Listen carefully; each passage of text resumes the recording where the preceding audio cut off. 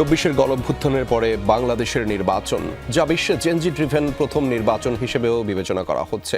বহু বছর পরে প্রতিদ্বন্দ্বিতাপূর্ণ নির্বাচন, এইসবই বাংলাদেশের ত্রয়োদশ জাতীয় সংসদ নির্বাচনের সৌন্দর্য।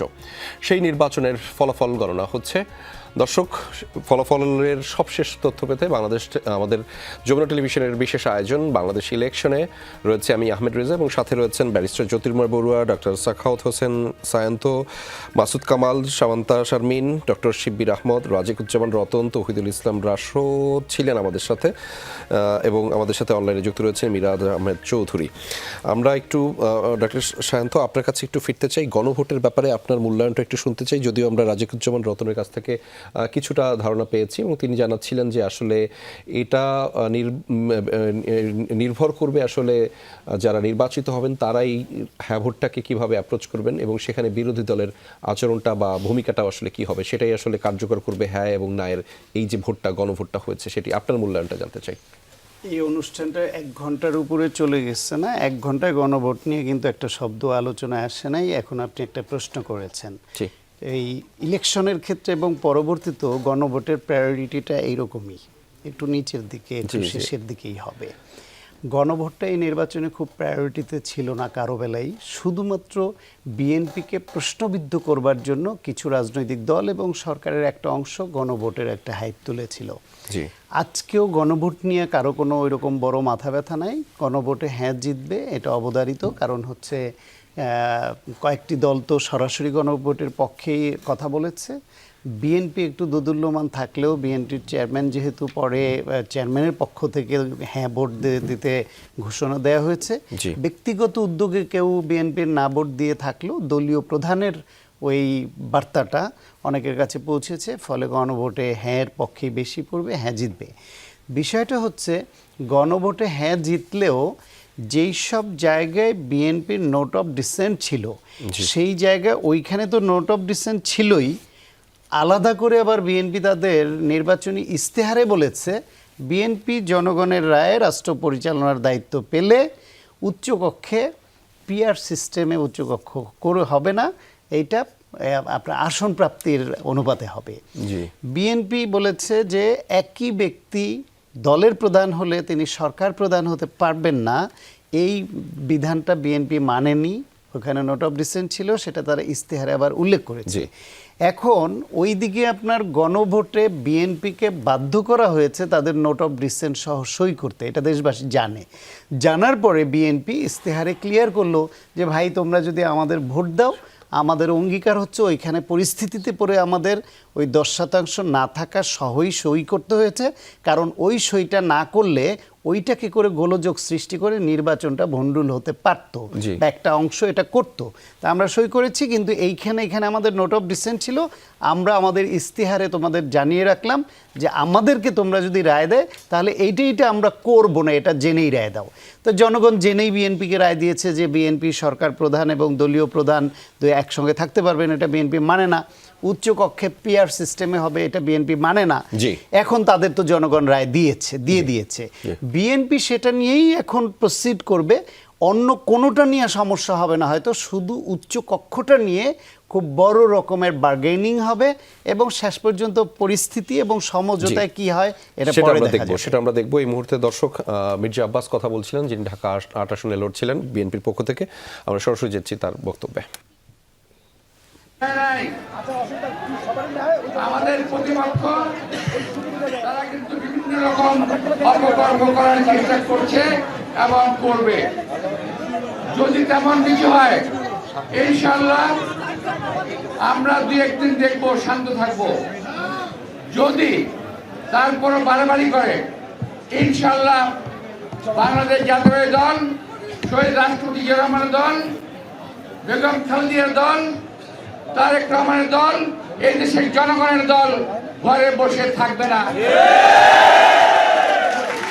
সুতরাং তোমরা চূড়ান্ত যদি আলাদা আমাদের তথ্যে লেগে থাকে চূড়ান্ত আনন্দ আমরা করবো, কিন্তু সরকার ঘোষণাটা সরকারিভাবে আসুক। তোমাদের সবাইকে শান্ত থাকার জন্য আহ্বান জানাচ্ছি। সবাই বসতে পারো, বাসা যেতে পারো, আমার কোনো অসুবিধা নেই। আমার একটু কাজ আছে, কাজ করবো। তো আমি আজকে দুপুরে খাই নাই, নামাজে পড়ি নাই, আমাকে কিছু পরিকল্পনা সেটাও করা হয় নাই। আমার একটু সময় দাও, তোমরা এখানে বসতে পারো, অপেক্ষা করতে পারো সরকারি ঘোষণার জন্য। সবাইকে ধন্যবাদ। দর্শক, আমরা শুনছিলাম বিএনপি স্থায়ী কমিটির সদস্য এবং ঢাকা ৮ আসনে বিএনপি মনোনীত প্রার্থী মির্জা আব্বাস, তিনি গণমাধ্যমে কথা বলছিলেন এবং কর্মীদের উদ্দেশ্যে তিনি কথা বলছিলেন, সেখানেই আমরা ছিলাম। আমরা একটু মাসুদ কামাল আপনার কাছে ফিরতে চাই, যে এই ফেরাটা হচ্ছে আসলে গণভোট নিয়ে, গণভোটের প্রসঙ্গ, যেমন ডাক্তার সায়ন্ত বলছিলেন আমাদের আলোচনাতেও একটু গণভোটের প্রায়োরিটিটা কম পেয়েছে। আপনি কি মনে করেন যে এই প্রায়োরিটিটা আসলে সংসদেও কম পাবে, বা রাজনৈতিক দলগুলোর যে চর্চাটা রয়েছে দেশ পরিচালনার ক্ষেত্রে সেখানেও গণভোটের এই ব্যাপারটা কম আসবে যদি গণভোট জিতে যায়? গণভোটটা না, শুরুর থেকে আমি এটার বিরোধী। আমার কাছে মনে হয়েছে এটা একটা অপ্রয়োজনীয় বিষয়, এবং একজন ব্যক্তির জেদ রক্ষা করার জন্য এটা পুরো জাতির উপর চাপিয়ে দেওয়া হয়েছে। ওই ব্যক্তি গত 24 অগাস্ট মাসে এসে প্রথমে একটা থিওরি দিয়েছিলেন যে আমাদের এই সংবিধান সংস্কারযোগ্য না, এটা পুনর্লিখন করতে হবে। ওই জেদটা ফুলফিল করার জন্য নানা প্রক্রিয়ায় উনি সারা দেশে ঘুরে বেড়াইছেন, সরকারি কর্মচারীদেরকে দণ্ডনীয় মানে আইন লঙ্ঘনের দিকে তারা সবাইকে ঠেলে দিয়েছেন, বাধ্য করেছেন, এবং তারপরে এটা উনি বাস্তবায়ন করার চেষ্টা করছেন। এবং এটা আলটিমেটলি এটা একটা অর্থহীন জিনিস হবে, এটা একটা অর্থহীন কাগজে পরিণত হবে। জি, কারণটাকে আমি বলি আপনাকে। আপনি মনে করছেন গণভোট জিতে যাবে? জেতানো হবে। জেতানো হবে, আচ্ছা। এটা কেন জিতবে? শুনুন, আপনি আমার একটা কথা শুনেন ভাই, এই গণভোটে আসলে কি লেখা আছে এটা বুঝে হ্যাঁ অথবা না বলেছে কয়জন লোক বলেন তো আপনি? আমি তো দাবি করি যে 99% ভোটার জানেই না এটা হ্যাঁ মানে কি আর না মানে কি, তারা জানে না। তাদের পড়েও না ঠিকঠাক, পড়া সব পড়লেও বলে কি বুঝবে না। আমি মোটামুটি ভাই একটু কিঞ্চিত লেখাপড়া করছি, আমি এটাকে অনেক কষ্ট করে পড়াশোনা করছি। আমার ধারণা আমি বুঝি নাই ভালো মতে। আমি যতটুকু বুঝছি, কিছু জিনিস আমার খুব ভালো লাগছে, কিছু জিনিস আমার কাছে খারাপ লাগছে। তো এইটা একটা জুলাই সনদ হিসাবে, জুলাই সনদ হয় ইটস ওকে, নো প্রবলেম। গভর্নমেন্টের উচিত ছিল কি এই সনদটা তৈরি করে তারা পরবর্তী যে সংসদ আসবে সংসদের কাছে দিয়ে দেওয়া। ভাই আমরা এই সনদটা তৈরি করছি, আমরা মনে করি এটা ভালো হবে, তোমরা জনগণ কর্তৃক নির্বাচিত প্রতিনিধি এখানে আসো, তোমরা এটা আলোচনা করো। আলোচনা করে যেগুলি ভালো বাস্তবায়ন করো, যেগুলি ভালো না বাস্তবায়ন করো না। বাস্তবায়ন করার দায়িত্ব সংসদের, সংসদকে দেন। আপনি কে বিদেশ থেকে ভাড়াটিয়া লোক নিয়ে এসেছে কতগুলিকে, যাদের সঙ্গে দেশে কোনো সম্পর্ক নাই, তারা আইনে ঠিক এনজিও, তারা আইনে ঠিকঠাক করে বলবে এইটাই চলবে, তোমরা দেশ চালাবা এই আইনে অনুযায়ী চালাবা। ওরা দেশ কীভাবে চালাবে এটা আপনি বলে দেবেন? আপনি তো যে আপনি থাকবেন না তো। আমি তো মাঝে মাঝে বলি যে লোকগুলিকে ইউনুস সাহেব নিয়ে আসছে, আমি চ্যালেঞ্জ দিয়ে বলতেছি আপনাকে, যে লোকগুলিকে নিয়ে আসছে, এই যে দ্বৈত নাগরিক যারা আসছে এখানে, কেউ উপদেষ্টা হয়েছে, কেউ বিশেষ সহকারী হয়েছে, কেউ আকাশ থেকে লাভ দিয়ে এখানে এসে পড়ছে আনার জন্য, কি বিনিয়োগ আনার জন্য। এই লোকগুলিকে আপনি মার্চ মাসের 1 তারিখে একটা খুঁজে পাবেন না, একটাকে আপনি খুঁজে পাবেন না এই দেশে। এরা আমার দেশ ঠিক করে দেবে, এরা আমার বলে দেবে আমার কেমন চলতে হবে। আমার দেশের লোক কী সব এগুলি ঘাস বিচালি খেয়ে চলে নাকি? তো ওরা বলবে যে আমরা শুনবো এটা, আমার মতো আমি চলবো। এইটার বাইক করা হয়েছে যে আজকাল ওই কিছু লোকের জেদ করার জন্য। ইউনুস সাহেব ওই একই টাইপের লোক, ওনারও আমি এই দেশ, উনিও দেখবেন পরে দেশে কয়দিন থাকে, আমার তো প্রচুর সন্দেহ আছে। দেশটারে কয়দিন চান্স পাইছিল, আওলা ঝোলা বাধাই দিয়ে গেছে। এইটা মানা সম্ভব না। আমি যতটুকু বুঝছি আমি বলি, আমি আমার কথা বলি, আমি তো ভোট দিছি। আমি প্রথমে হাতে মারছি যে আমি তো অনেকগুলি পছন্দ করি, জন্ম হয়েছে, অনেকগুলি আমার ভালো লাগে, তাহলে তো হাত দিতে হয়, হাত দিছি। একটু পরে মনে হলো আমার তো অনেকগুলি খারাপ লাগে, আবার না মধ্যে মারছি। 2 সিল দিয়ে রেখে আসছি আমি। তাহলে আপনি হ্যাঁ এবং না দুটোই বলছি, কারণ আমার তো সবগুলো হ্যাঁ না, সবগুলো তো পছন্দ করি না। আমি কিছু পছন্দ করি আর কিছু করি না। আপনি কি করবেন? আমি আপনাকে একটা উদাহরণ দিয়ে বলি ভাই, ধরেন সকালে আপনি আমাকে নাস্তার দাওয়াত দিয়েছেন, আমি আপনার এখানে গেছি, আপনি একটা প্যাকেজ দিয়েছেন আমাকে, ওখানে আপেল আছে, কমলা আছে, রুটি আছে, ডিম আছে, সব আছে, আবার 1 প্যাকেট মদ আছে। আপনি আমাকে বললেন তুমি খাইলে পুরাটা খাবা, না খাইলে না খাই থাকবা। আমি কি করুম? আমি তোমার মদ খাই না, আমি কি করব? তো উনি করছে এই জিনিস। আচ্ছা, ওটার যে 84 নম্বর যে ধারা, ইটা 84 নম্বরটা পড়ছেন আপনি? পড়ে দেখেন, ওই যে কি একটা অ্যাসোসিয়েশনের সঙ্গে বাংলাদেশে কি হবে, ঐক্যমত্য হবে না কি, এটা ভুলে গেছি আমরা। একটা আছে 84 নম্বর একটা আছে না, আছে নাকি আপনাদের কাছে? পড়ে দেখেন ওইটা কি সর্বশেষ যেটা পড়েন আপনি, ভাই করেন ভাইকে তো বলেন যে এইগুলি কি রে ভাই, কেউ পড়ছে? আমার তো মনে হয় অনেকেই পড়ে নাই। করছে কিন্তু 84 নাম্বারটা কোন? 84 নম্বর আগে শেষটা দেখেন। দাদা আপনি পাইছেন নাকি? হ্যাঁ পাইছি। কি আছে পড়েন তো একটু। Bangladesh shall officially become a state party to the Open Government Partnership (OGP) to promote transparency, accountability, and civic participation in আচ্ছা, এখন governance. আপনার ওপেন গভর্নমেন্ট পার্টনারশিপে আমার যাইতে হবে কেন বলেন? এটা কি জানেন আপনি? না, আপনি ওপেন গভর্নমেন্ট পার্টনারশিপে যান, ভালো, ওইটা আপনি গুগলে সার্চ করেন। এই যে এত চিল্লাচিল্লি করে না, এই যে LGBT কি কি একটা আছে, ওটা তো ওপেন পার্টনারশিপ, ওরা তো এটা স্বীকার করে। আপনি করবেন? জামাত যে লাফাচ্ছে যে আমি এটার মধ্যে যাবো, জামাতে জিজ্ঞাসা করেন না ভাই তুমি কি ওটার মধ্যে যাবা, কেন যাবা? আর এই জুলাই সনদের সঙ্গে ওপেন গভর্নমেন্ট পার্টনারশিপে যাওয়ার কি সম্পর্ক থাকতে পারে? এরা জুলাই আন্দোলন করছেন, জিজ্ঞাসা করেন ভাই ওপেন গভর্নমেন্ট পার্টনারশিপ বুঝেন? এটার মধ্যে আপনার যাইতে হবে, এটা লিখিত আকারে উনি লিখছে, কেউ পড়ছে? আলী রিয়াজ পড়ছে, তার ধান্দা এটা। এই লোক আবার আমার টিচার আছিল, আমি তার মানে অবাধ্য ছাত্র বোধ হয়, এই জন্য এগুলি বলতেছি।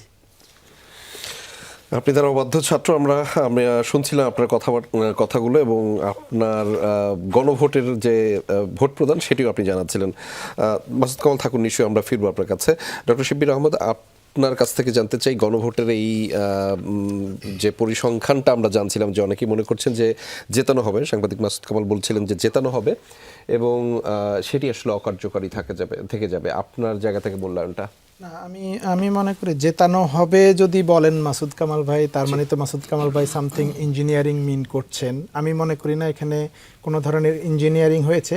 গভর্নমেন্ট ক্যাম্পেইন করেছে, সে যেহেতু এটা প্রস্তাব করেছে কেন ভোট দরকার, জেতা দরকার, সেটা এক্সপ্লেন করেছে। আমি মনে করি এটা যে সরকার, অন্য কেউ যদি গণভোট করত, প্রেসিডেন্ট জিয়াও যখন গণভোট করেছেন তেমনটাই করেছেন। এটা গণভোটের অ্যাজ ইউজুয়াল প্রসেস, এবং প্রেসিডেন্ট জিয়ার গণভোটেও হ্যাঁ না ভোটেই ছিল, হয় জিয়াকে সমর্থন করেন অথবা করেন না। তো আমি মনে করি এটাতে এই প্রক্রিয়ার মধ্যে আমি প্রবলেম দেখি না। কিন্তু যেটা মাসুদ কামাল অভিযোগ করতেছেন যে এটাকে জেতানো হয়েছে, সেই ক্ষেত্রে হলে আমাদের পুরো ভোট প্রক্রিয়াটাই প্রশ্নবিদ্ধ হয়ে যায়। আমি সেই প্রশ্ন করতে চাই না। এবং আমরা দেখেছি উল্লেখযোগ্য সংখ্যক না ভোটও পড়েছে। তার মানে হচ্ছে মানুষ একদমই বুঝে না, ব্যাপারটা এরকম না। আমি যদি দেশের মানুষকে এতটাই অবুঝ মনে করি যে তারা কিছুই বোঝে না, তাহলে এটা তাদেরকে অবমূল্যায়ন করা হয়। ডেফিনেটলি এখানে রুরাল আরবানে ভেরিয়েশনটা আছে। শিক্ষিত মানুষদের মধ্যে গণভোটের যেই সব প্রস্তাবনাগুলো আছে এগুলো যতটা তারা জেনেছে বা বুঝেছে, গ্রামের মানুষরা হয়তো সেভাবে বুঝে নাই, না বোঝাটাই স্বাভাবিক, বা হয়তো তাদের কনসার্নও এগুলো নেই। সেক্ষেত্রে হয়েছে তারা যাদেরকে ভোট দিয়েছে, তারা যেই পক্ষে ভোট দিতে বলেছে সেই পক্ষে তারা ভোট দিয়েছে। এনসিপি এবং জামাত যেহেতু শুরু থেকেই গণভোটে হাঁ ভোটের জন্য ক্যাম্পেইন করছে, সো তাদের সমর্থকরা আমার ধারণা সবাই হাঁ ভোটে ভোট দিয়েছে। আর বিএনপির মধ্যে যেহেতু একটু দোদুল্যমানতা ছিল, বিএনপি শুরুর দিকে অনেক দিন নায়ের পক্ষে কিছুটা ক্যাম্পেইন করেছে, আবার পরবর্তীতে একরকম সোশ্যাল প্রেশার বা যেভাবেই হোক প্রেশারের কারণে শেষ পর্যন্ত তারেক রহমান এসে হাঁ ভোট বলেছেন, এবং অন্য অন্য নেতারাও তখন হাঁ ভোটের পক্ষে বলেছেন, যদিও গ্রাসরুট লেভেলে অনেকে নায়ের পক্ষে বলেছেন। তো বিএনপির মধ্যে হাঁ এবং না কিছুটা ভাগ হয়েছে। তো যেটা আমরা না ভোট পেয়েছি এটা তো বিএনপির একটা অংশ, আবার বিএনপির একটা অংশ হাঁও দিয়েছে, এনসিপি জামাত থেকে হাঁ এসেছে, সে কারণে আমরা দেখেছি অ্যাটলিস্ট 30% না ভোট এসেছে। তো আমি মনে করি না এটা কোনো ইঞ্জিনিয়ারিং হয়েছে, বরং রাজনৈতিক দলগুলোর ক্যাম্পেইনের থ্রোতে এটা এসেছে। এখন বিএনপি যদি সরকার গঠন করে, তো সেক্ষেত্রে বিএনপির দায়বদ্ধতা এখানে কি? আমার কাছে মনে হচ্ছে যদি আমি হাঁ না ভোট করলাম, গণভোট নিলাম, এরপরে এটাকে জাস্ট বালিশের নিচে ঢুকিয়ে দিলাম, তাহলে তো জনগণের সাথে এটা এক ধরনের প্রতারণা হলো, যে আমরা একটা গণভোট করলাম, এটাকে আমি কোনো ধরনের মূল্য দিলাম না। এটা আমার মনে হয় না বিএনপির করা উচিত হবে, বা এটা যদি করে সেটা জনগণের সাথে এক ধরনের প্রতারণা করা হবে এবং জনগণ এটাকে ভালোভাবে নেবে বলে আমার মনে হয় না। তো আমার মনে হয় সেটা করা উচিত। বিশেষ করে যেটা উচ্চকক্ষের কথা আলাপ এসেছিল, এটা আগেও এই বিতর্কটা হয়েছে যে উচ্চকক্ষ যদি বিএনপি যেটা প্রস্তাবনায় তাদের ইশতেহারে রেখেছে যে নিম্নকক্ষের অনুপাতেই উচ্চকক্ষে উচ্চকক্ষের সদস্য নির্ধারণ হবে, সেটা তো নিম্নকক্ষেরই একটা রেফলিকা হবে উচ্চকক্ষে। তাহলে আর উচ্চকক্ষটা কেন দরকার? সেক্ষেত্রে তো আমাদের নিম্নকক্ষে যাই রায় হবে সেটাই যথেষ্ট। তাহলে আমি কেন আরও 100 জন এমপিকে ভরণ পোষণ দিব, সরকার সরকারের খরচ করব, আমি তো এটা করা দরকার নাই, জি। সেক্ষেত্রে নিম্নকক্ষে এনাফ। আর যদি উচ্চকক্ষ করতে হয় যেই কারণে, যে উদ্দেশ্যগুলো নিয়ে বেশটা জ্যোতির্ময় বড় আছেন, ইনি ভালো বলবেন হয়তো এই বিষয়ে। তো আমার মনে হয় উচ্চকক্ষের ব্যাপারে বিএনপি যদি তার আগের অবস্থানেই থাকে, যেটা তারা ইশতেহারে উল্লেখ করেছে, সেক্ষেত্রে হলে আমার মনে হয় জুলাইয়ের যে তারুণ্য, তারা এটাকে ভালোভাবে নেবে না। যে সংস্কারের যে আকাঙ্ক্ষাগুলো মানুষের মধ্যে আছে, আমার মনে হয় এটা নেগেটিভলি এফেক্ট করবে বিএনপিকে। জি, সংস্কারের যে আকাঙ্ক্ষা আছে এবং সেই সংস্কারের আকাঙ্ক্ষা দারুণভাবে ছিল আমাদের জুলাই গণঅভ্যুত্থানটা যারা ঘটিয়েছিলেন। এবং সামান্তা শারমিন, আপনার কাছে একটু ফিরতে চাই যে প্রাতিষ্ঠানিক সংস্কারের কথা আপনি একটু আগেই বলছিলেন আমাদেরকে, যে সেই সংস্কারের একটা ব্যাপক আগ্রহ আকাঙ্ক্ষা আপনাদের মধ্যে দারুণভাবে ছিল এবং এই নির্বাচনের মাধ্যমে সেটা প্রতীয়মান হয় এবং সেটি আসলে হ্যাঁ এবং না যে ফ্রেমটা আসলে করা হলো, ফ্রেমিংটার মাধ্যমে সেটা যেন একটা কার্যকর ব্যবস্থার মধ্যে পৌঁছায়, সেটাই আপনারা হয়তো চেয়েছিলেন।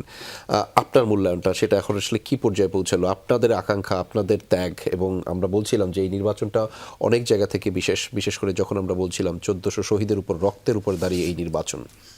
তো এটা আসলে ত্যাগ আমি কখনো বলবো না যে এটা আমাদের, জি, শুধু তরুণ জনগোষ্ঠীর, এটা সাধারণ বলবো না। মানুষের। এটা সাধারণ মানুষের। কখনোই গণ অভ্যুত্থানের কোনো ক্রেডিট আমি অন্তত যতদিন কথা বলার সুযোগ আছে আমি এটা কারো কাছে দিব না, কখনোই না। কিন্তু আমি বলবো যে প্রাতিষ্ঠানিক সংস্কারের জায়গা থেকে যেমন ধরেন মাসুদ কামাল ভাই বলছিলেন যে গণভোটে হ্যাঁ বিষয়টা, যেখানে বিএনপি নোট অফ ডিসেন্ট আছে, যেগুলো নিয়ে বেশি আলাপ হচ্ছে সেটা হচ্ছে উচ্চকক্ষে নোট অফ ডিসেন্ট আর মানে প্রক্রিয়াগত জায়গায়, এবং এই বিষয়গুলো নিয়ে বেশি মানে দলীয় প্রধান থাকতে পারে, এই বিষয় দুইটা নিয়ে বেশি আলাপ হচ্ছে। কিন্তু যেটা নিয়ে আলাপ হচ্ছে না, যেমন ধরেন দুদক, পিএসসি, এই ধরনের যে প্রতিষ্ঠান, এই প্রতিষ্ঠানগুলোর যে প্রধান নির্বাচন করা হয়, সেটা কিভাবে নির্বাচন করা হয়। জি, আমরা তো এই ইলেকশনের আগে আমাদের অনেক বড় একটা আলাপ করতে হয়েছে না, কিভাবে এই সিইসি নিয়োগ পেয়েছে, তার মানে একদম দায়িত্ব জ্ঞানহীন মন্তব্যের যন্ত্রণায় তো আমরা প্রায় অতিষ্ঠপ্রাণ ছিলাম। এবং এটা দেখেও তো আসলে আমাদের একটা বোঝা উচিত, এবং আজকে যারা জয়ী হয়েছেন তারা পরে জয়ী থাকবেন সারা জীবন, এটা তো মনে করার কোনো কারণ নেই। এবং আমার মনে হয় যে ওই যে আমরা বিরোধী দলে আমরা থাকলে কি করব, এটা নিয়ে আমাদের কনসেপ্ট ক্লিয়ার থাকে না।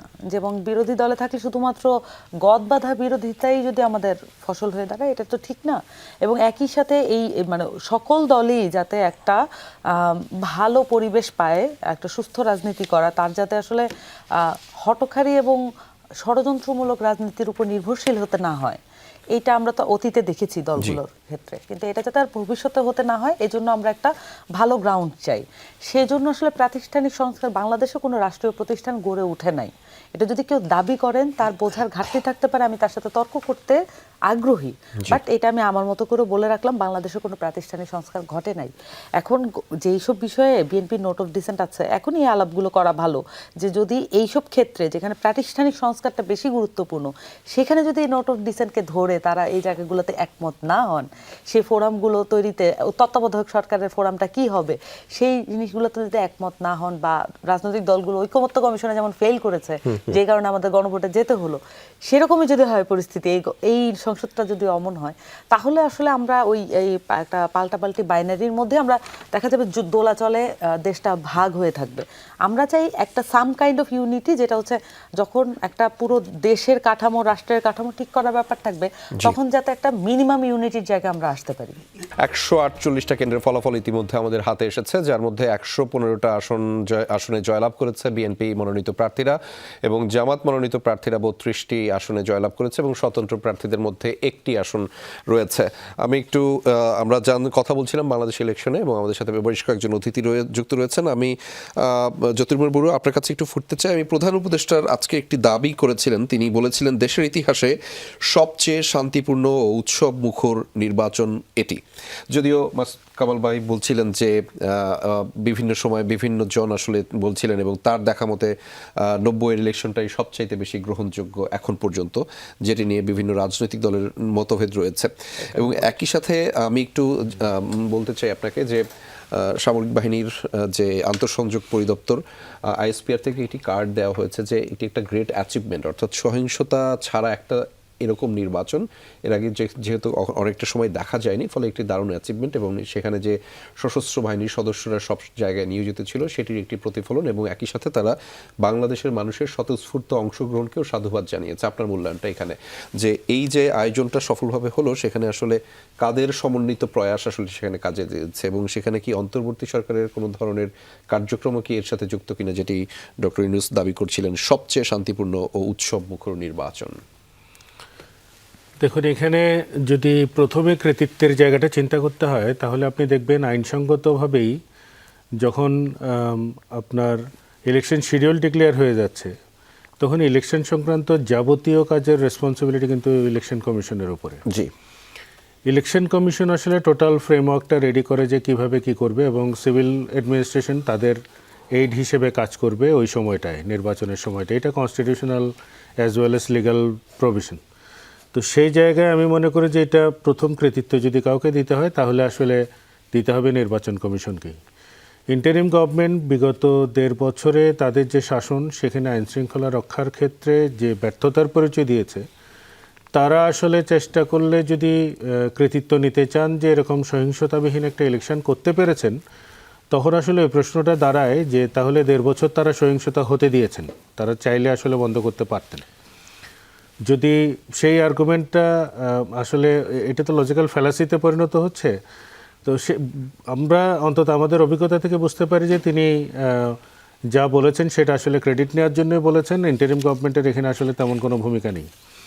আর আর্মির যে আইএসপিআর এর যে কার্ডের কথা বলছেন সেটা যদি আমরা ধরে নিই, সেটাও আসলে আরেক ধরনের ফ্যালাসি তৈরি করে। সেটা হলো যে তাদের উপস্থিতিতেই বাংলাদেশের এত বড় বড় স্থাপনাগুলো ভাঙা হলো, 32 নম্বর বাড়িটাই ভাঙা হলো, এত কিছু ঘটনাগুলো ঘটলো, তারা কিন্তু প্রতিরোধ করতে পারেননি। তাহলে নির্বাচনে সহিংসতা প্রতিরোধের ক্ষেত্রে যদি নির্বাচন কমিশনের পরে কাউকে যদি ক্রেডিট দিতে হয় সেটা আসলে বাংলাদেশের জনগণকেই। তারা চেয়েছেন সহিংসতাবিহীন নির্বাচন হতে, এবং তারা সহিংসতার পথে যাননি, এবং সেক্ষেত্রে রাজনৈতিক দলগুলোকেও আমি সাধুবাদ দিতে চাই। তারা তাদের কর্মী বাহিনীকে তারা নিয়ন্ত্রণে রাখতে পেরেছেন। কোনো জায়গায় খুবই ছোটোখাটো মাত্রায় সহিংসতার ঘটনা ঘটলেও মেজর যে ইম্প্যাক্ট আমরা দেখেছি সেখানে হচ্ছে তারা সংযমের পরিচয় দিয়েছেন প্রত্যেকটি রাজনৈতিক দলই। ফলে কৃতিত্বটি সাধারণ জনগণের উপরেই দিতে চাই, এবং হচ্ছে নির্বাচন কমিশনকে যৌথভাবে যদি চিন্তা করি। ডক্টর শান্ত, এই বিষয়ে আপনার মূল্যায়ন ছোট করে একদমই।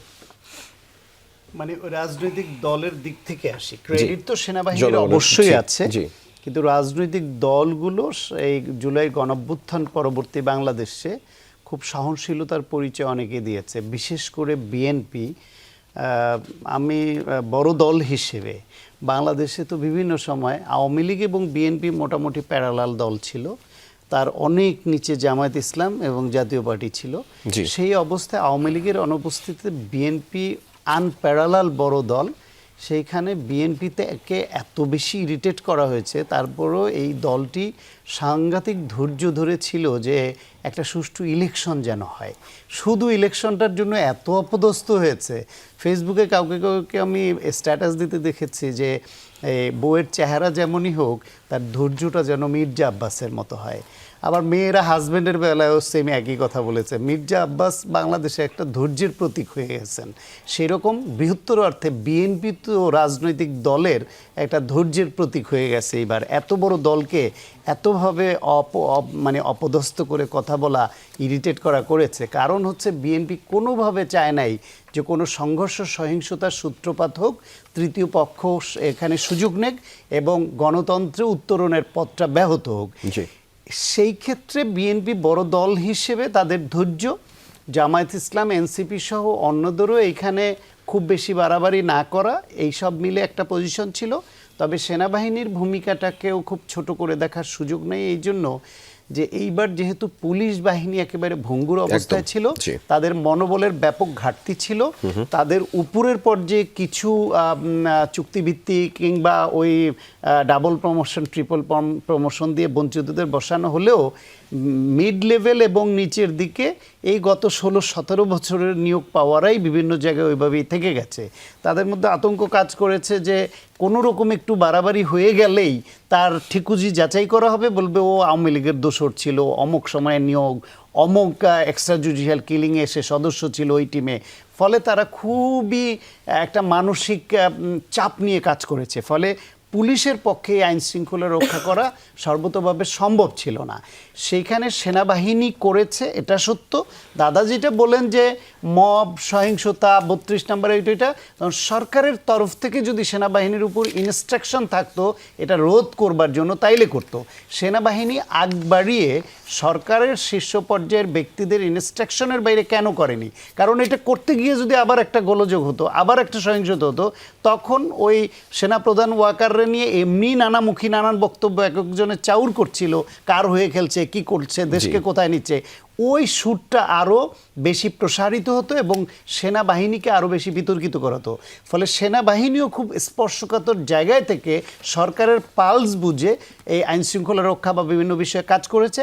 নির্বাচনের দিন সরকারের ইনস্ট্রাকশন ছিল এরকমই হয়তো যে তোমরা এইখানে শান্তি শৃঙ্খলা রক্ষায় ভূমিকা রাখো, তারা রেখেছে। ফলে সেনাবাহিনী, দেশের জনগণ, রাজনৈতিক দল প্রত্যেকেরই কৃতিত্ব আছে, এমনকি পুলিশেরও। জি, এমনকি পুলিশেরও। রাজিকুজ্জামান রতন, আপনার কাছ থেকে এই বিষয়ে ছোট করে কি মূল্যায়ন আপনি জানাবেন? যে এক এক অন্তর্বর্তী সরকারের পক্ষ থেকে বলা হচ্ছিল যে সবচাইতে সুষ্ঠু নির্বাচন, এবং আমরা বলছিলাম যে সেখানে সশস্ত্র বাহিনীর উপস্থিতিও সেটি একটি বড় ধরনের ভূমিকা রয়েছে, এবং সশস্ত্র বাহিনীর পক্ষ থেকে বাংলাদেশের জনগণকেও এই আয়োজনে অর্থাৎ নির্বাচনে অংশগ্রহণ করবার জন্য তারা সাধুবাদ জানিয়েছেন। কয়েকটা জিনিস একটু ভাবনা উদ্রেক করে। আমরা অন্তর্বর্তীকালীন সরকারের শুরুতেই সেনাপ্রধান বলেছিলেন যে অন্তত 18 মাস লাগবে নির্বাচনের।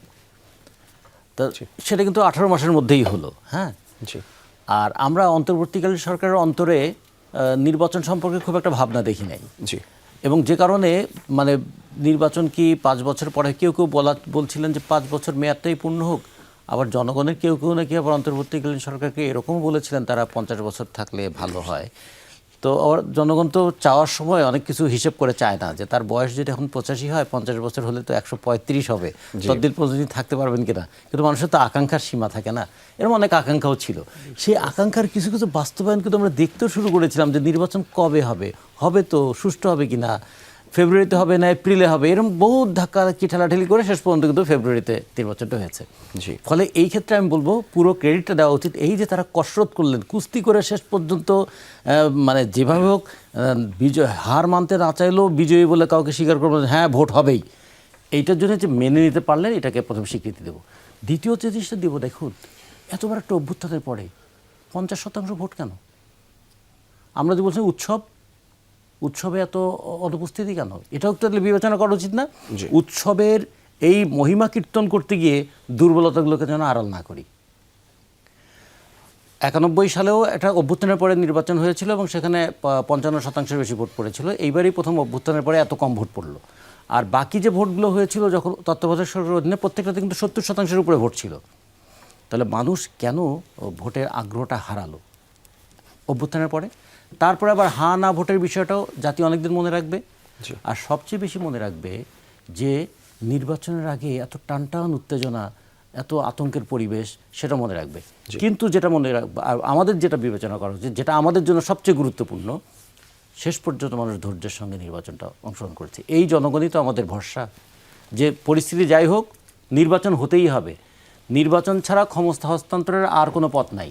নির্বাচন ছাড়া ক্ষমতা হস্তান্তরের আর দুটো পথ ছিল, একটা ছিল আর একটা সামরিক অভ্যুত্থান অথবা একটা গণ অভ্যুত্থান। তো গণ অভ্যুত্থান তো একটা গণ অভ্যুত্থানের পরেই আবার 1.5 বছরের মাথায় আর একটা গণ অভ্যুত্থান করা যায় না। আর সামরিক অভ্যুত্থান করার চিন্তাও আমাদের সেনাবাহিনী করেননি। ফলে উপায় ছিল না, একটা উপায়হীন নির্বাচন আমাদের হয়েছে। কিন্তু এই নিরুপায় নির্বাচনের মধ্যে থেকে যেন ভবিষ্যতের সম্ভাবনাটা আমরা দেখি, যে জনগণ যে তারপরেও একটা শান্তিপূর্ণ ইলেকশন হলো, এই শান্তিপূর্ণ ইলেকশনটাকে ভবিষ্যতেও যেন নির্বাচনের পরবর্তী শান্তিপূর্ণ পরিবেশটা বজায় থাকে, এটা জনগণের চাওয়া হবে। আর এই যে অভ্যুত্থানের মধ্যে যে আকাঙ্ক্ষাগুলো জেগে উঠেছিল, এই যে আমাদের অভ্যুত্থানের সময় যে তরুণরা নেতৃত্বে ছিলেন, যে আকাঙ্ক্ষাগুলো তাদের মধ্য দিয়ে পল্লবিত হয়ে উঠেছিল, সে আকাঙ্ক্ষা বাস্তবায়নের পথে এখন বাংলাদেশ হাঁটতে হবে। এরপরে যখন সুযোগ পাবো কথা বলবো, কারণ আমাদের কাঁধের উপর এই অন্তর্বর্তীকালীন সরকার এমন কিছু বোঝা দিয়ে গেলেন, তারা হয়তো চলে যাবেন, কিন্তু এই বোঝা বহন করতে হবে আমাদেরকে বহুদিন। জি, বোঝা বহন করতে হবে বহুদিন।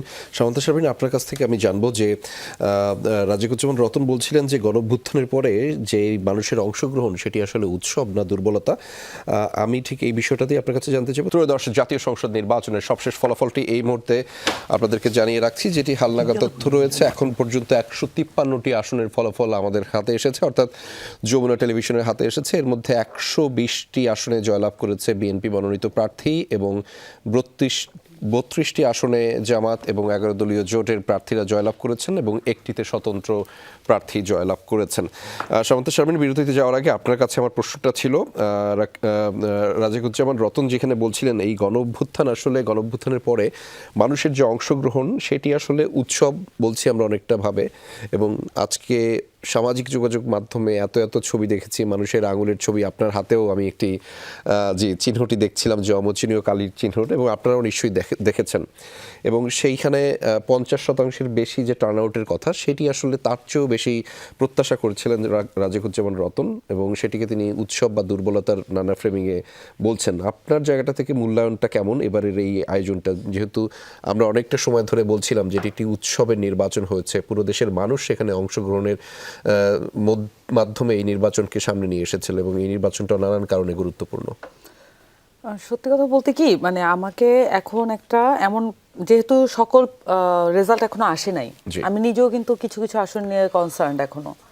সো আমি এমন কোনো পজিশন বলতে পারছি না যে পজিশনটা আসলে আনুষ্ঠানিকভাবে আমার দল প্রেস কনফারেন্স করে ঘোষণা করবে যে নির্বাচনের টোটাল অবস্থা কীরকম এটা তারা ঘোষণা করবে, আমাদের দল ঘোষণা করবে। কিন্তু এই মুহূর্ত পর্যন্ত কয়েকটা, হয়তো পুরো দেশ মিলিয়ে যেখানে হয়তো হাজার হাজার ঘটনা ঘটে একটা নির্বাচনে, আমরা গত 3টা নির্বাচনে যা দেখেছি, ইউজুয়ালি যা ঘটে আসছে বাংলাদেশে, সেই তুলনায় এবার নির্বাচনে হয়তো অনেক কম, এটার সহিংসতার পরিমাণ অনেক কম, আমরা কমিয়ে নিয়ে আসতে পেরেছি।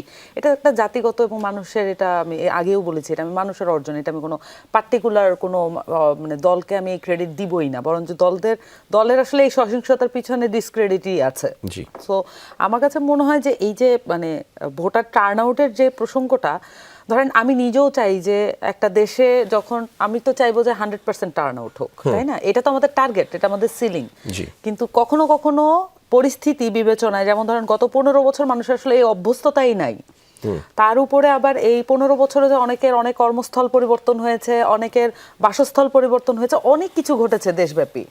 অনেকে হয়তো হতাশ হয়ে বিদেশেই চলে গেছেন স্থায়ী নিবাস নিয়ে। এই যে এত কিছু ঘটেছে, এটাকে তো ওভারলুক করার কোনো সুযোগ নেই। এইটার কারণেও তো আসলে অনেকটা এমনটা ঘটে যে আসলে যেই টার্ন আউটটা আমরা হয়তো আরো 20% বেশি পেতে পারতাম এই এত সব ঘটনার পরে। 15 বছর তো আসলে মানুষ একটা সিম্পল জিনিস করতে পারে নাই, যেই জিনিসটা আসলে পলিটিশিয়ানরা পুরো 5 বছর হয়তো অবমূল্যায়ন করেন। পলিটিক্যাল পার্টিগুলো মানে মানুষ যে ভোট দিতে পারে এবং তার যে একটা জাজমেন্ট দিতে পারে, এটা মানে কেয়ারই করেন না। কিন্তু এই বিষয়টাই সবচেয়ে বেশি গুরুত্বপূর্ণ হয়ে উঠলো এখন। এবং আমি আসলে তো আমার উচ্ছলতা লুকাবো না, কারণ এই যে এত বছর পরে মানুষ একটা মানে তার অর্জনটা একদম স্ক্রিনে দেখতে পাচ্ছে, এই বিষয়টা তো আসলে বিশাল বড় ব্যাপার বাংলাদেশের জন্য। তবে আমি এই বিশাল বড় ব্যাপার এটা যেমন মনে রাখবো অ্যাজ এ পলিটিশিয়ান, আমি নিজে মনে রাখবো এবং অন্যদেরকেও আমি স্মরণ করিয়ে দিব, সবাইকেই, যে এই যে বিশাল ব্যাপার, এটাতে সন্তুষ্ট হওয়ার মতো বিষয় না। এটা আপাত বিশালতা, কিন্তু এটাকে মনে রেখে এগোনোর ব্যাপার। কখনোই যাতে বাংলাদেশে আর কখনোই যাতে ভোট বন্ধ না থাকে, কখনোই যাতে বাংলাদেশের মানুষ নিজের যে রাজনৈতিক এজেন্সি এটা প্রকাশে, মত প্রকাশে কখনোই যাতে বাধা সৃষ্টি না হয়, কখনোই যাতে এমন কোনো কাল্ট ফিগার নেতা তৈরি না হয় যার নামের সামনে অন্তত 20টা বিশেষণ ব্যবহার করতে হয়। এই সংস্কৃতিগুলো আমাদেরকে বন্ধ করতে হবে। এটা বন্ধ করে আসলে ক্রিটিসিজমের এবং অবজারভেশনের, অ্যাটাকের পরিবর্তে আমরা অবজারভেশনের একটা পলিটিক্সকে আমরা চালু করতে চাই। এইটাকে আমি মনে করি যে এইটা একটা বড় বড় মাইলস্টোন আমরা টাচ করলাম। যদিও আমি বলবো যে যেটা আমরা ত্যাগ করেছি, আমি আগেও বলছি, আবার এটা মনে রাখাটা জরুরি, যেহেতু আমরা বিস্মৃতিপ্রবণ জাতি, যে আমরা যা ত্যাগ করেছি, আমাদের যা ক্ষয়ে গেছে, আমরা যা হারিয়েছি, তার তুলনায় এই অর্জন সামান্যই। তার তুলনায় এই অর্জন সামান্য। ব্যক্তি বিশেষের ক্ষেত্রে আমরা যে ডজনখানেক বিশেষণ ব্যবহার করি, সেই বিশেষণগুলো আসলে ছাড়তে হবে এবং সেই ছাড়ার মাধ্যমে একটি চর্চার আবির্ভাব ঘটবে। ডক্টর শিব্বির আহমেদ, আমরা দুজন বক্তার মাধ্যমে শুনছিলাম একজন গণঅভ্যুত্থানের পরবর্তী সময়ে এই মানুষের অংশগ্রহণ, টার্ন আউটটা নিয়ে আমরা কথা বলছিলাম। সেটিকে দুর্বলতা কিংবা আমরা উৎসবের নানান ফ্রেমিংয়ের কথা শুনছিলাম। সামান্তা শারমিন বলছিলেন যে আরও 20% বাড়ানো যেতে পারত, যেটি হয়েছে সেটি সন্তোষজনক হলেও সেটিতে যে সন্তুষ্টের যে ভোগার যে সময়টা সেটি আসলে নেই। সেটিকে কিভাবে আরও বাড়ানো যায় সেই প্রয়াসটা থাকতে হবে। আপনার মাধ্যমে জানতে চাই ঠিক এইখানটার মূল্যায়ন। আমি এই জায়গাটায় আমি যদি যাই, আমি আগে যে আমাদের সহিংসতা, নির্বাচনে যে সহিংসতা কম হয়েছে এটার একটা আলাপে শান্ত ভাই বলেছেন যে বিএনপিকে উনি ধন্যবাদ দিতে চান, বিএনপি ধৈর্য ধরেছে। বিশেষ করে উনি দুইবার মেনশন করেছেন নাসিরউদ্দিন পাটোয়ারি এবং মির্জা আব্বাসের কথা, যে মির্জা আব্বাস অনেক ধৈর্য ধরেছে, কোনো ধরনের সহিংসতা করে নাই, কিন্তু পরিস্থিতি তৈরি হয়েছিল সহিংসতা করবার মতো, ইরিটেট করা হয়েছে তাকে। তা আমি এখানে যদি বলি যে নাসিরউদ্দিন পাটোয়ারি একটা সহিংসতার কথা বলেছে এরকম নজির কেউ দেখাতে পারবে না। নাসিরউদ্দিন পাটোয়ারি যদি বলেন যে হ্যাঁ ইরিটেট করেছে কথার যুদ্ধ দিয়ে, কিন্তু নাসিরউদ্দিন পাটোয়ারি একটা কথা এরকম বলে নাই যে বিএনপি কর্মীদের উপর অ্যাটাক করো বা আঘাত করো, এ ধরনের কোনো কথা বলেছে বলে আমি মনে করি। তো যদি নির্বাচনে যদি কথার যুদ্ধকে আপনি এই সহিংসতার উস্কানি মনে করেন, এটা আমি মনে করি আপনার ভুল রিড, যে নাসিরউদ্দিন পাটোয়ারি কোনো সহিংসতার উস্কানি দেয় নাই। সো এখানে মির্জা আব্বাস নাসিরউদ্দিন পাটোয়ারির উপর অ্যাটাক না করে ধৈর্য ধরেছে, এই কথাটা বলাও অপাংতেয় কথাবার্তা। বরং নাসিরউদ্দিন পাটোয়ারির উপর আজকে একরকম হামলা হয়েছিল, আরও একদিন ডিম মারা হয়েছিল, নাসিরউদ্দিন পাটোয়ারির উপরে বরং সহিংসতা করা হয়েছে। আমি মনে করি এখানে এনসিপি এবং জামাত ধৈর্য ধরেছে, তারা পাল্টা সহিংসতা করেনি। আজকে নাসিরউদ্দিন পাটোয়ারির উপর হামলা হয়েছিল এবং সেখানে সেনাবাহিনী গিয়ে তাকে উদ্ধার করেছে। আমি যদি বলি এই নির্বাচনে সহিংসতা কম হয়েছে এনসিপি এবং জামাতের কারণে, আমি যদি ব্যাখ্যা করি, দেখেন বিএনপি গত 17-18 মাসে টিআইবি রিপোর্ট অনুযায়ী 600 সহিংস ঘটনার মধ্যে 550টা বিএনপি দ্বারা সংগঠিত হয়েছে, প্রায় 91%। নির্বাচনী ক্যাম্পেইন শুরু হওয়ার পর থেকে অন্তত 50টা ঘটনা হয়েছে যেখানে নারীদের উপর হামলা করা হয়েছে, জামাতের নারীদের উপরে, এবং শেরপুরে জামাতের একজন নেতাকে হত্যা করা হয়েছে। তো বিএনপি যে সহিংসতা করে নাই তা না, তুলনামূলক কম করেছে। কেন? কারণ যদি এখানে আওয়ামী লীগ থাকতো শক্ত প্রতিদ্বন্দ্বী, মানে মারামারি করবার জায়গা থেকে, তাহলে সহিংসতা অনেক বেশি হতো। কেন সহিংসতা কম হয়েছে? কারণ বিএনপি সহিংসতা করেছে, তার প্রতিপক্ষ হিসেবে সহিংসতা করবার মতো কেউ ছিল না এখানে, মাঠের রাজনীতি মারামারির যে জায়গাটা। এবং ভোটের দিনের কথা যদি আমি বলি, যেমন আমি কুমিল্লা 10-এর কথা জানি, একটা কেন্দ্রে এরকম হয়েছে যে কেন্দ্রের ভিতরে কোনো গন্ডগোল হয়নি, কিন্তু কেন্দ্রের চারপাশ দিয়ে ঢুকবার যে জায়গাগুলো সেখানে 7-8 জন করে দাঁড়িয়েছিল, যারাই আসছে তাদেরকে ফিরিয়ে দিয়েছে, ভোট কেন্দ্রে যেতে পারবা না, ভিতরে আমরা ভোট দিচ্ছি, বা আমাদের যারা গেছে শুধু তারা ভোট দিবে, এভাবে করে ভোট হয়েছে কোনো আসে না। এখন যদি সেখানে জামাতের শক্ত অবস্থান থাকতো তাহলে আবার মারামারি হতো, কিন্তু যেহেতু জামাত এই মারামারির জায়গায় দুর্বল, সে কারণে মারামারি হয় নাই। এনসিপির ক্ষেত্রেও এটা সত্য, এনসিপি যতই কথার যুদ্ধ করেছে কিন্তু মারামারি করবার মতো শক্তি কিন্তু এনসিপিরও নাই। এই কারণে আমি মনে করি এই নির্বাচনে সহিংসতা কমার পেছনে এটা একটা কারণ। বিএনপি কিন্তু উস্কানি দিয়েছে নানান জায়গায়, বাড়িঘর জ্বালিয়ে দিবে, 13 তারিখের পরে আমাকে দেখতে পাবা, আমি কেমন 12 তারিখ পর্যন্ত ধৈর্য ধরবো। কোনো জায়গায় বলেছে এই গ্রামের কয়েকটা ভোট যদি অন্য জায়গায় যায় তাহলে আমি কিন্তু স্পাই দিয়ে বের করে ফেলবো, আমি দেখে নিব। এই জায়গাটা আমি মনে করি এই সহিংসতা যে কম হয়েছে, এটা ডেফিনেটলি বিএনপিও তুলনামূলক সহিংসতা কম করেছে, আমি ধন্যবাদ জানাই। কিন্তু মূল ক্রেডিট আমি দিতে চাই যে বিএনপি যে সহিংসতা করতে চেয়েছে যে জায়গাগুলোতে, সেখানে এনসিপি এবং জামাত প্রতিক্রিয়া দেখায়নি বা সমপরিমাণ সহিংসতা করতে চায়নি বলে সহিংসতাটা হয় নাই। না হয় জামাতের নারীদের উপরে যে হারে আক্রমণ হয়েছে, একজন কর্মীকে খুন করা হয়েছে, সেখানে হয়তো আরো সহিংসতা হয়ে আরো 2-4 জন খুন হতো। দুর্বলতার ফ্রেমিংটাতে ছিলাম, ছোট্ট করে 1 বা 2 লাইনে। উৎসবের জায়গায় আমি মনে করি যে উৎসব হয়েছে, যথেষ্ট পরিমাণ উৎসব হয়েছে, এবং 55 থেকে 60% যদি পার্টিসিপেশন হয়, এটাকে আমি উৎসব হিসেবে দেখতে চাই। কারণ আমাদের তো গত 17 বছর ধরে 3% মানুষ ভোট দিতে যায় নাই। তো সে জায়গায় 55-60% আমি মনে করি এটা যথেষ্ট পরিমাণ উৎসবের মধ্য দিয়ে ভোট হয়েছে, আমি এটাকে এভাবে মূল্যায়ন করতে চাই। জি, আপনি সেটাকে এভাবে মূল্যায়ন করতে চান। আমরাও আসলে নানান ফ্রেমিংয়ে শুনছিলাম আপনাদের কথা। মাসুদ কামাল, আপনার কাছে একটু ফিরতে চাই। আমরা বেশ কয়েকজন বক্তার বক্তব্য শুনছিলাম, বিশেষ করে এই আয়োজনটা আসলে কি উৎসবের ছিল কিনা বা দুর্বলতার ছিল কিনা, কিংবা এই যে টার্ন আউটটা হলো সেটা আরও 20% বাড়ার কোনো দরকার ছিল কিনা।